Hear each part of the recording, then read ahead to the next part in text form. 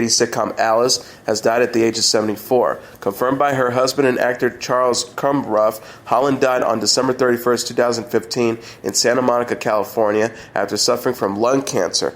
Cumruff refrained from announcing her death until now to stay in line with her wishes. He said to the New York Times, "It was the Boston side of her personality coming out. She didn't want to make a fuss." Getting her start on Broadway, Holland rose to fame as the accident-prone and naive Vera on Alice, a popular sitcom that ran from 1976 to 1985, based on the 1974 Martin Scorsese film Alice Doesn't Live Here Anymore. Also starring Linda Lavin, Vic Tayback, and Polly Holliday, the series follows a young widow played by Lavin as she packs her bags to move to Arizona with her teenage son. Holland also made brief appearances on shows such as The Love Boat, Little House on the Prairie, Murder, She Wrote, and Sabrina the Teenage Witch. Holland is survived by her husband and daughter from a previous marriage to actor Michael J. Pollard.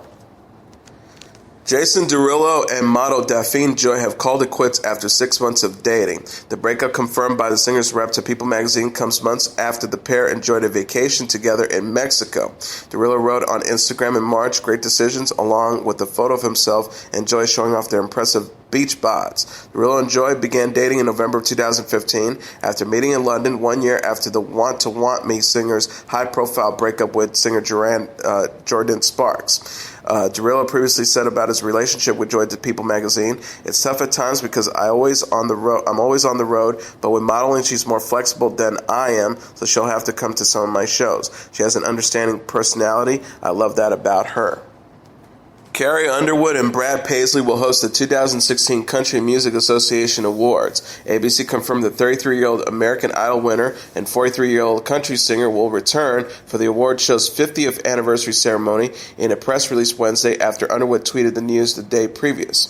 The 2016 CMA Awards will take place November 2nd at the Bridgestone Arena in Nashville and air at 8 p.m. Eastern Standard Time. Underwood, who told fans she is so excited to serve as host, has co-hosted the award show with Paisley since 2008. She said in a statement, "I really enjoy hosting the CMA Awards with Brad. Of course, we have fun up there, but we take the responsibility of honoring the best artists in the format and shining a positive light on country music very seriously." Paisley added, "Carrie and I have certainly hit our stride in terms of balancing humor and a genuine respect for the nominees and winners. This year, the stakes are higher than ever as we honor the legacy and the traditions of the past 50 years. The CMA Awards were established in 1967 to honor achievements in the country music industry.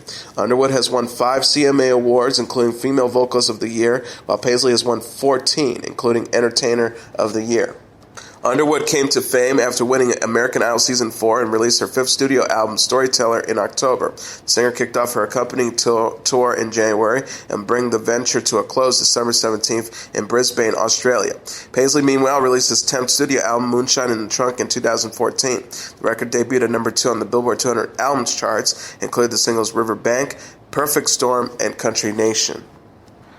Blake Shelton ate sushi for the first time alongside Jimmy Fallon on the latest episode of The Tonight Show. The tasting, which premiered Tuesday, featured the country star joining Fallon for a full-course sushi meal at famed Japanese restaurant Nobu in New York City. Fallon asked before they took their seats, "You never tried sushi before?" Shelton replied, "I mean, no, not the raw stuff." After starting off with some sake, which the voice coach compared to Easter egg coloring, the duo then chowed down on a collection of sushis and raw fish entries, including yellowtail and sashimi. Shelton said after trying out the tuna nigiri, "The texture is Play-Doh, but I will say this, man to man, I like how that tastes." The 39-year-old was less enthusiastic about the other dishes they sampled, often looked away in disgust. For all his efforts, Fallon presented Shelton with a Big Mac to end the meal. He said, "Surprise, now we're talking." Jay-Z has referenced his wife Beyoncé's latest album Lemonade on a new All the Way Up remix. The track, released exclusively on Jay-Z's Tidal musical stream Tuesday, is a remix of a Fat Joe song that also features rappers Remy Ma, French Montana, and Infrared. The hip-hop mogul raps amid rumors of marital strife due to the lyrical content of Lemonade. "You know you made it when the fact your marriage made it's worth millions. Lemonade is a popular drink and it still is. Released in April, Beyonce's Lemonade deals with issues of infidelity with selected lyrics from the project such as, "This is your final warning, and if you try this shit again, you're going to lose your wife," that have led fans to theorize that perhaps Jay-Z and Beyonce were going through a rough patch in their marriage. Jay-Z also referenced legendary musician Prince, whose music catalog is available on Tidal, rapping, "Prince left his masters where they're safe and sound. We're never going to let the elevator take him down." The elevator line has also raised suspicions as Jay-Z was famously attacked physically by Beyonce's sister Solange Knowles in an elevator in 2014. All the Way Up remix is available now on Tidal. And now here are the top 10 songs on the Billboard Hot 100 singles charts for the week of June 4th. Number 10, Rihanna with Needed Me. Number 9, Zayn Malik with Pillow Talk. Number 8, Rihanna featuring Drake with Work. Number 7, Mike Posner with I Took a Pill and Ebenezer. Number 6, The Chainsmokers featuring Daya with Don't Let Me Down. Number 5, Fifth Harmony featuring Ty Dolla $ign with Work From Home. Number 4, Lucas Graham with 7 Years. Number 3, Justin Timberlake with Can't Stop the Feeling. Number 2, Designer with Panda. And a number 1 song on the Billboard Hot 100 singles charts for the weeks of June 4th, Drake featuring Wizkid and Kayla with One Dance. And now let's take a look at what happened on this date in entertainment history. On this date in 2008, Sidney Pollack dies. The film director, producer, and actor Sidney Pollack, whose strings of hits include Tootsie, Out of Africa, and The Firm, dies of cancer at his home in Los Angeles at the age of 73 on this date in 2008.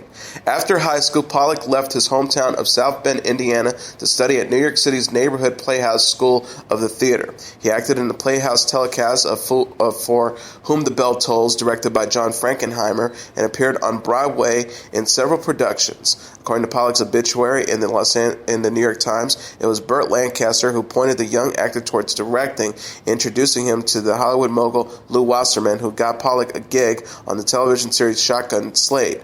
Pollack later directed episodes of Ben Casey and The Fugitive for TV and won an Emmy for helming a Bob Hope hosted show in 1966. Pollack's first feature film, The Slender Thread, starred Sidney Poitier and Anne Bancroft and was released in 1965. Critical reception was cool and only rose to lukewarm for his next several efforts. He broke through in 1969 with They Shoot Horses, Don't They?, starring Jane Fonda.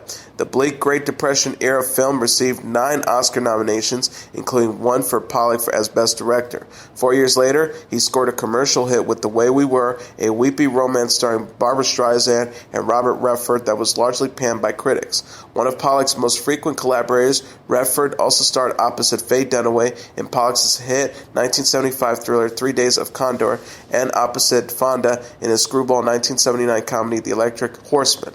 After a foray into serious drama with Absence of Malice in 1981, Pollack returned with a comedic band in the following year's acclaimed hit Tootsie, for which he earned a second Oscar nomination for Best Director. The film was the second highest grossing film of 1982, behind only E.T., directed by Steven Spielberg.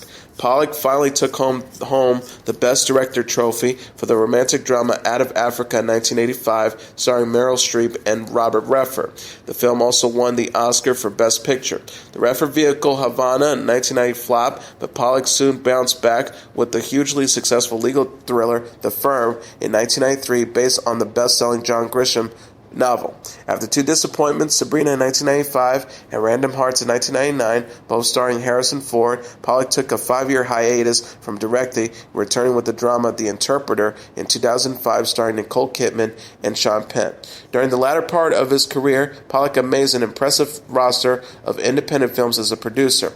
In 2000, he partnered with the director Anthony Michela, who also died in 2008, to form Mirage Enterprise. The company released Michela's acclaimed Cold Mountain in 2005 and Pollack's last film as a director, the documentary Sketches of Frank Gehry in 2006. Throughout his career, Pollack maintained a reputation for working particularly well with big-name actors including Redford, Fonda, Streisand, Streep, Ford, Sally Field, Dustin Hoffman, Tom Cruise, Nicole Kidman, and Sean Penn.